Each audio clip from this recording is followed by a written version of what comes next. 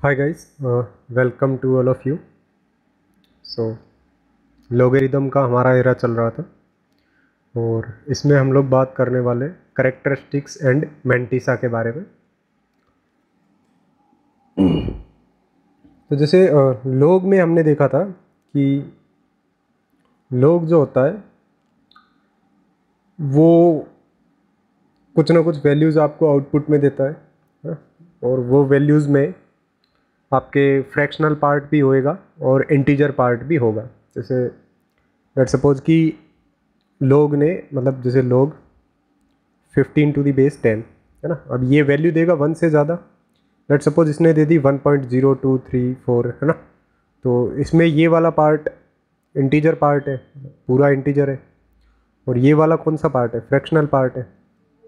तो इस पार्ट में ये वैल्यू देता है। अब आपका फ्रैक्शनल पार्ट भी देगा, इंटीजर पार्ट भी देगा। तो अब हमारा जो मेन काम है वो करेक्टरिस्टिक्स एंड मेंटिसा के बारे में है। करेक्टरिस्टिक्स एंड मेंटिसा, इसको हमें समझना है कि ये क्या होता है। करेक्टरिस्टिक एंड मेंटिसा जो है ये कौन सी चिड़िया होती है लोग में, बस ये समझना है। और इससे पहले हम लोग की प्रॉपर्टीज़ वगैरह कर चुके हैं और उस पर कुछ क्वेश्चंस वगैरह भी कर चुके हैं, बाकी लोग का ग्राफ भी बना चुके हैं। तो ये सब नॉर्मल काम हम लोग कर चुके हैं। देखो यार, अभी हमने ऊपर डिस्कशन किया है कि लोग जो होता है वो आउटपुट में आपको कुछ इस टाइप की वैल्यूज़ दे सकता है, जिसमें कुछ फ्रैक्शनल पार्ट रहेगा, कुछ इंटीजर पार्ट्स रहेगा। अब करेक्टरिस्टिक्स एंड मेंटिसा के बारे में डिस्कशन करने से पहले मैं कुछ फंक्शंस के बारे में बताना चाहूँगा। जैसे greatest integer function, greatest integer function, इसको हम लोग जनरली GIF भी लिखते हैं। अब देखो, इसको रिप्रेजेंट किया जाता है आपके इस बॉक्स से। मतलब अगर बॉक्स के अंदर लेट सपोज x लिखा हुआ है तो x की जगह हम लोग कुछ भी रख सकते हैं, क्योंकि x तो एक वेरिएबल है। तो ये आपको आउटपुट में एक इंटीजर वैल्यू देगा, है ना। अब वो इंटीजर वैल्यू किस टाइप की होगी उसके बारे में डिस्कशन करते हैं। लेट सपोज कि अगर हमारे पास में ऐसा लिखा हो 1.5 और इसके ऊपर ग्रेटेस्ट इंटीजर फंक्शन लगा दिया, ये जो है आपको आउटपुट में देगा 1। जैसे लेट सपोज 2.023 लिखा हुआ है और इसके ऊपर ऐसा बॉक्स लगा दिया, तो ये आपको वैल्यू देगा 2। तो ग्रेटेस्ट इंटीजर फंक्शन जो है वो आपको ग्रेटेस्ट इंटीजर वैल्यू देता है टिल ये जो इनपुट नंबर लिखा हुआ, टिल दिस इनपुट नंबर। मतलब जो इनपुट है उस तक की सबसे ग्रेटेस्ट इंटीजर वैल्यू कौन सी है वो आपको आउटपुट में देगा। या फिर हम लोग इसको दूसरी लैंग्वेज में यूँ बोल सकते हैं कि जैसे हमारी नंबर लाइन होती है ना, तो नंबर लाइन पे 1.5 लेट सपोज कि यहाँ पे आएगा और इससे पहले यहाँ पे 1 आएगा। तो हम लोग ये बोल सकते हैं कि इनपुट से जस्ट लेफ्ट साइड इंटीजर कौन सा आ रहा है वो, है ना। इनपुट से जस्ट लेफ्ट साइड इंटीजर कौन सा आ रहा है वो आपको देगा। और इंटीजर पे ये वैल्यू तो इंटीजर ही देगा। जैसे 1 हो गया तो इस पे वैल्यू ये 1 देगा। जैसे 2 हो गया 2 पे ये वैल्यू 2 देगा। और जैसे -1.25 हो गया, इस पे वैल्यू क्या देगा? तो जैसे लेट सपोज -1.25 यहाँ पे आ गया और इसके जस्ट लेफ्ट साइड में -2 आएगा, तो ये वैल्यू दे देगा -2, क्योंकि -1.25 से जस्ट छोटा इंटीजर कौन सा है? -2, है ना। तो ये जो ग्रेटेस्ट इंटीजर फंक्शन है ये आपको ग्रेटेस्ट इंटीजर की वैल्यू देगा टिल दैट इनपुट, है ना। और अगर वो इनपुट आपका इंटीजर है तो वही का वही आपको आउटपुट मिल जाएगा। ये तो होता है ग्रेटेस्ट इंटीजर फंक्शन, जिसको रिप्रेजेंट किया जाता है इस बॉक्स से। फिर नेक्स्ट आता है fractional part function. Fractional part function,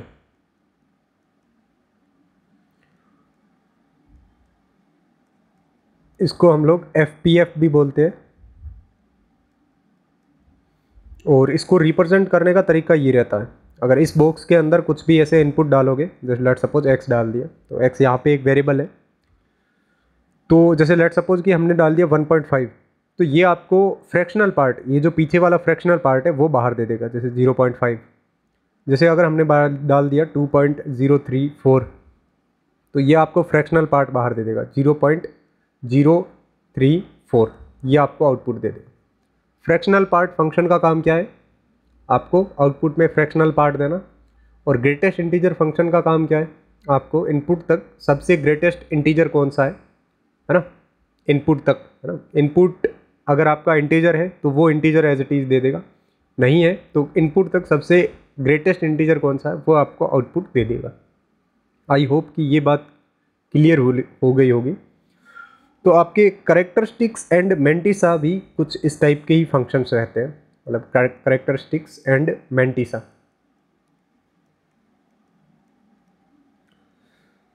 characteristics की बात करूं तो ये आपको देता है greatest integer value of log, जैसे लेट सपोज यहाँ पे डाल दिया a टू द बेस 10, है ना। Log a to the base 10 की जो ग्रेटेस्ट इंटीजर वैल्यू होगी उसको हम लोग बोलते हैं करेक्टरिस्टिक्स।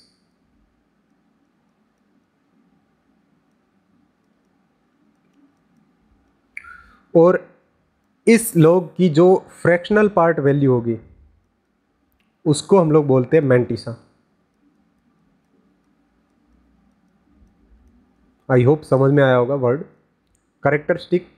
करेक्टरिस्टिक्स का मतलब आप किसी नंबर का जैसे लॉग ले रहे हो, है ना। जैसे आप लोग 2 की पावर 5 का लॉग ले रहे हो, है ना। तो 2 की पावर 5 के लॉग की कुछ ना कुछ वैल्यू आएगी। जैसे लॉग मतलब 2 की पावर 5 आपने लिख दिया log 2 to the power 5 base 10, है ना। अब इसकी कुछ ना कुछ वैल्यू आएगी। लेट सपोज हमारे पास में ये तो 5 बाहर आ जाएगा, फिर बचेगा 2, उसकी 0 लेट सपोज समथिंग आएगी वैल्यू, फिर उसको मल्टीप्लाई करवाओगे तो हम लोग सोचते हैं कि वैल्यू आ गई लेट सपोज 1.034 या 5, मतलब ऐसी कुछ वैल्यू आ गई, मैंने ये एज्यूम कर लिया। तो इसका जो इस वैल्यू का ग्रेटेस्ट पार्ट जो है, ग्रेटेस्ट इंटीजर पार्ट GIF किसका? इस वैल्यू का, लॉग की, मतलब ये जो लॉग है ना, इस वैल्यू का GIF जो होता है वो हमारा करेक्टरिस्टिक्स को शो करता है। इसका मतलब इसका करेक्टरिस्टिक्स कितना 1। और मेंटिसा किसको शो करता है? मेंटिसा इसके फ्रैक्शनल वाले पार्ट को, है ना। तो इसका मेंटिसा कितना हो जाएगा? मेंटिसा विल बिकम 0.345, ये इसका मेंटिसा हो जाएगा और ये इसका करेक्टरिस्टिक्स हो जाएगा। अब ये करेक्टरिस्टिक्स एंड मेंटिसा का जनरली यूज़ होता है जैसे आपका कोई बहुत बड़ा नंबर दे दिया हो, लेट सपोज 18 की पावर 15 दे दिया हो, 2 की पावर 100 दे दिया हो, तो उस नंबर में नंबर ऑफ डिजिट्स कितनी आएगी वो निकालने में इसका यूज़ होगा। तो वो यूज़ कैसे होता है मैं बता देता हूँ। तो यहाँ पे एक क्वेश्चन भी आ गया, इसका हम लोग सॉल्व कर लेंगे। तो नंबर ऑफ डिजिट कैसे फाइंड करनी होती है उसके बारे में देखते हैं। Number of digits in an big integer,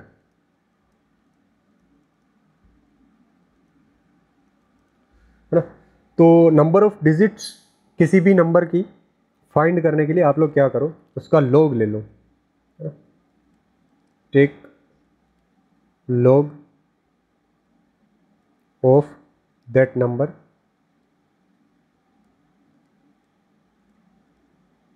base 10।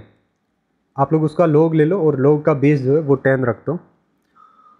फिर आप लोग करेक्टरिस्टिक्स कैलकुलेट कर लो कि जो आपने नंबर का लॉग लिया है ना, उसका बेस आपने 10 रखा है, तो उस नंबर का करेक्टरिस्टिक्स कितना आएगा वो निकाल लो। लेट सपोज कि करेक्टरिस्टिक्स आ गया n, तो हमारे पास में नंबर ऑफ डिजिट्स जो रहते हैं, नंबर ऑफ डिजिट्स वो सिंपली हो जाते हैं n+1, ये हमारे नंबर ऑफ डिजिट्स हो जाते हैं। फिर से मैं रिपीट कर रहा हूँ, आप लोगों को क्या करना है, कोई भी एक नंबर दे रखा हो बहुत बड़ा नंबर, उसका आप लोग सिंपली लॉग ले लो जिसकी बेस 10 हो, फिर उसका आप लोग करेक्टरिस्टिक्स निकाल लो और करेक्टरिस्टिक्स में एक ऐड कर दो, तो वो आपको दे देगा number of digit that number, मतलब उस नंबर में नंबर ऑफ डिजिट्स जो है वो कितनी आएगी वो हमें बता देगा। तो जैसे यहाँ पे एक एग्जांपल दे रखा है, हमें नंबर ऑफ डिजिट्स फाइंड करनी है किसमें, 18 की पावर 50 में, इसमें हमें नंबर ऑफ डिजिट्स फाइंड करनी है। और हमें हेल्प के लिए दे रखा है log 2 टू द बेस 10, इसकी वैल्यू हमें दे रखी है 0.3110। और फिर हमें दे रखा है log 3 टू द बेस 10, इसकी वैल्यू दे रखी है 0.4771। ये हमें वैल्यूज़ दे रखी है और इसका हमें कैलकुलेट करना है, मतलब 18 की पावर 50 में हमें बताना है कि नंबर ऑफ डिजिट्स कितनी होगी। तो अगर हमारे पास में ये हमें प्रोसेस पता नहीं होती कि करेक्टरिस्टिक्स जो होता है उसकी हेल्प से हम लोग डिजिट्स भी फाइंड कर सकते हैं, तो मे बी थोड़ा सा ये डिफ़िकल्ट हो जाता। मतलब आप कब 18 की पावर 50 जो है कैलकुलेट करते, कब उसकी डिजिट्स काउंट करते हैं, है ना, ये बहुत लंबा चला जाता है ये क्वेश्चन, है ना, मतलब एक दिन में तो सोल्व नहीं हो पाता। तो यहाँ पे हम लोग करेक्टरिस्टिक्स का यूज़ करेंगे। तो सिंपली हम लोग अगर करेक्टरिस्टिक्स फाइंड करें log 18 की पावर 50 टू द बेस 10, है ना, अपन ने यहाँ पे बेस क्या लिया, 10, फर्स्ट स्टेप ये कर लिया। इसका हमें करेक्टरिस्टिक्स फाइंड करना है। तो लेट सपोज 50 आ जाएगा आगे और अंदर बच जाएगा log 18 टू द बेस 10। अब 18 टू द बेस को 10 को हम लोग लिख सकते हैं 9 इंटू 2, है ना। फिर हम लोग अपनी प्रॉपर्टीज़ यूज़ कर सकते हैं मल्टीप्लिकेशन वाली, है ना। तो यहाँ पे हमें मिल जाएगा सिंपली 50 ब्रैकेट, ये ब्रैकेट अलग है ना, सॉरी 1 सेकेंड, ये बाहर वाला जो ब्रैकेट है वो शो कर रहा है ग्रेटेस्ट इंटीजर ना, ग्रेटेस्ट इंटीजर वैल्यू को, और अंदर वाला जो फंक्शन है, सॉरी अंदर वाला जो ब्रैकेट है वो शो कर रहा है कि 50 जो है मल्टीप्लाई होगा इन दोनों से। तो ये बनेगा log 9 to the base 10 plus log 2 to the base 10, और ये बाहर ग्रेटेस्ट इंटीजर फंक्शन लगा हुआ है। अच्छा, फिर 9 को हम लोग लिख सकते हैं 3 स्क्वायर, है ना, तो ये बन जाएगा 2 इंटू log 3। तो इसको हम लोग वापस लिख सकते हैं greatest integer of 50 into 2 into log 3 to the base 10 plus log 2 to the base 10, इस पूरे का ग्रेटेस्ट इंटीजर लेना है। तो log 3 टू द बेस 10 जो है उसकी वैल्यू है 0.4771।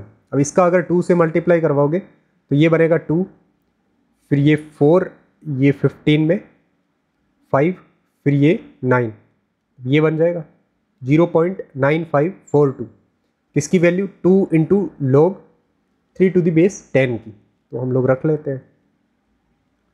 सो ये बनेगी 50 इंटू 0.9542 प्लस 0.3010। अब अंदर कैलकुलेट कर लेते हैं। सो ये बन जाएगा 2, 5, 5 और ये 1 पॉइंट ऐसा इंटू 50 इंटू 50, इस पूरे का हमें ग्रेटेस्ट इंटीजर फंक्शन बताना है। तो अगर हम लोग 50 कराए तो ये 12.552 इंटू 5 हो जाएगा। अब 12.552 इंटू 5 है ना, तो ये 12.552 इंटू 5, इस पूरे का हमें ग्रेटेस्ट इंटीजर वैल्यू बतानी है। तो अगर 5 से मल्टीप्लाई करवाएंगे तो ये तो 0, फिर ये 6 और ये 2 7 और फिर ये 0 और फिर ये 6, तो ये बन जाएगा, सॉरी एक बार और कैलकुलेट कर लेते हैं, 0 1, तो ये बन जाएगा 6, फिर ये 2 27, फिर ये 2, है ना, तो 10 10 और 2,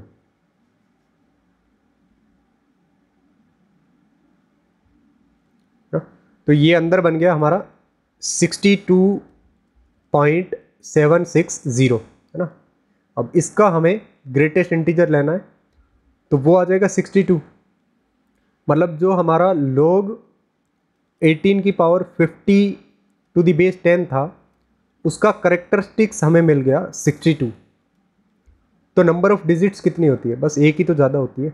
number of digits is equal to characteristics plus 1। तो 62 प्लस 1 मीन्स 63। तो जो हमारा 18 की पावर 50 जो होगा उसमें नंबर ऑफ डिजिट्स जो है वो 63 होगी। अगर यकीन नहीं है तो 18 की पावर 50 कैलकुलेट करके उसमें डिजिट्स कैलकुलेट कर सकते हो, आप लोग काउंट कर सकते हो 63 आती है कि नहीं आती है, हाँ काउंट करके देख सकते हो। तो ये तो हम लोग सिंपली कैरेक्टरिस्टिक्स की हेल्प से बस हम लोग ये जो नंबर ऑफ डिजिट्स है वो फाइंड कर सकते हैं। अब जैसे अगर हमारे पास में, जैसे अगर हम लोग बात करें लोग, जैसे हम लोग ये बात करते हैं 1 से 10 तक, तो इसका अगर हम लोग लोग लेंगे तो ये 0 पॉइंट ऐसा कुछ आएगा, है ना। तो इसका कैरेक्टरिस्टिक्स हमें कितना मिलेगा? 0, है ना। तो मतलब ये वैल्यू सारी ऐसी आएगी ना भाई। अगर 0 से लेके 10 तक, मतलब 10 को हम लोग ऐसे ओपन ब्रैकेट लगा लेते हैं, 1 से लेके, सॉरी नॉट 0, 1 से लेके 10 तक किसी भी नंबर का, है ना, कोई भी नंबर उठा लो, उसका लोग लेंगे तो उसका कैरेक्टरिस्टिक्स हमें कितना मिलेगा? 0। तो 0 कैरेक्टरिस्टिक्स की कितनी डिजिट्स एग्जिस्ट करती है अगर ये क्वेश्चन पूछ लिया जाए तो जैसे अगर मैं बात करूं, हमारे पास में हमने लिया था 1 से लेके 10 तक ये नंबर्स लिए थे, और इनका जो कैरेक्टरिस्टिक्स जो हमें मिला था वो हमें मिला था 0, है ना। अब मेरा क्वेश्चन ये है कि 0 से लेके, सॉरी 0 कैरेक्टरिस्टिक्स वाली, मतलब कितने ऐसे नंबर है जिनका कैरेक्टरिस्टिक्स जो है वो 0 आएगा। अगर मेरे से ये क्वेश्चन पूछ लिया जाए तो मेरा आंसर क्या होगा? सिंपली 1 से लेके 10 तक, मतलब 10 जाना नहीं है ना, 1 से लेके 10 तक आपको इंटीजर है ना, इंटीजर वैल्यू पूछा है ना? ऐसे तो नंबर बहुत सारे हो जाएंगे, infinite number, but integers value के बारे में पूछा जाए तो 1 से लेके 10 तक कितनी इंटीजर वैल्यू आएगी, है ना। पहला 1 तो आएगा, 10 तो लेना ही नहीं है, 10 पे ओपन ब्रैकेट है, 1 आएगा, 2 आएगा, ऐसे काउंट करोगे तो 9 वैल्यूज आएगी। तो हम लोग सिंपली बोल देंगे कि ऐसे इंटीजर्स जिनका कैरेक्टरिस्टिक्स 0 हो तो वो हमारे पास में इंटीजर्स जो है उनकी वैल्यू 9 आ जाती है। यहाँ तक क्लियर है? फिर अगर मैं बोलूँ कि जैसे हम लोग 10 से लेके 100 तक चले तो इन सभी का कैरेक्टरिस्टिक्स जो है, कैरेक्टरिस्टिक्स वैल्यू वो हमें 1 मिलेगी। तो नेक्स्ट मैं क्वेश्चन पूछूं कि 10 से लेके 100 तक, 10 से लेके 100 तक ऐसे कितने इंटीजर्स होंगे जिनकी कैरेक्टरिस्टिक्स वैल्यू जो है वो 1 है। मतलब सारे इंटीजर्स जितने भी आएंगे 10 से लेके 100 तक वो सारे के सारे यही होंगे। तो आप लोग बता दोगे कि भाई सर 90 है ना। 98 ऐसे इंटीजर्स है जिनकी कैरेक्टरिस्टिक्स वैल्यू जो है वो n है ना। अब जैसे लेट सपोज कि हमारे पास में कैरेक्टरिस्टिक्स वैल्यू जो है वो हमें n दे रखी है और फिर हमें फाइंड करना हो कि ऐसे इंटीजर्स, नंबर ऑफ इंटीजर्स बताओ जिनकी कैरेक्टरिस्टिक्स वैल्यू जो है वो n हो। तो उसके लिए सिंपली फॉर्मूला होता है 9 into 10 to the power n। Clear? वापिस फिर से एक बार, मतलब हमें ऐसे इंटीजर्स बताने कि मतलब नंबर ऑफ इंटीजर्स कितने होंगे जिनकी कैरेक्टरिस्टिक्स वैल्यू जो है ना वो n हो। तो simply 9 into 10 to the ratio characteristics ना। तो हम लोग ये बोल सकते हैं कि number of integers whose characteristics value is n। तो हम लोग सिंपली बोल देंगे कि 9 into 10 to the power n, ये हमें इंटीजर्स मिलेंगे। ये इंटीजर्स की बात हुई, और पिछली हुई थी कि किसी भी नंबर में कितनी डिजिट्स होगी उसकी बात, है ना। तो नंबर्स में डिजिट्स निकालने के लिए सिंपल फंडा, कैरेक्टरिस्टिक्स निकालो, उसमें एक प्लस कर दो तो वो नंबर ऑफ डिजिट्स दे देगा। तो हमने अभी तक जो पढ़ा है वो है number of digits. Number of digits किसी भी नंबर में, है ना, किसी भी नंबर में वो इक्वल होती है कैरेक्टरिस्टिक्स प्लस 1। कैरेक्टरिस्टिक्स निकालो उस नंबर का और उसमें 1 ऐड कर दो, ये नंबर ऑफ डिजिट्स होती है। अगर हमारे पास में हमें ये पूछा जाए कि करेक्टरिस्टिक्स है आपके पास में, आप लोगों को बताना है कि इस करेक्टरिस्टिक्स के कितने इंटीजर्स आएंगे, है ना। तो number of integers whose characteristics is let's suppose n। तो इसका सिंपल सा फॉर्मूला हो जाएगा 9 इंटू 10⁻n, है ना, ये हो जाएगा। अब जैसे हम लोग बात करें कि ऐसे कितने इंटीजर्स होंगे जिनका करेक्टरिस्टिक्स जो है वो हमें लेट्स सपोज 3 मिल जाए, 3 करेक्टरिस्टिक्स मिल जाएगा, है ना। तो करेक्टरिस्टिक्स हमें कितना गिवन है 3, और हमें फाइंड क्या करना है, नंबर ऑफ इंटीजर्स। ये कितना होगा ये हमें फाइंड करना है। तो number of integers simply 9 into 10⁻, characteristics कितना है 3, तो ये कितना आ जाएगा, 1000 इंटू 9 9000, ये वैल्यू आ जाएगी। अब 3 करेक्टरिस्टिक्स वाले कौन से नंबर होंगे जिसमें 10⁻3 चल रही है। अब 10⁻3 कहाँ से शुरू हो जाती है,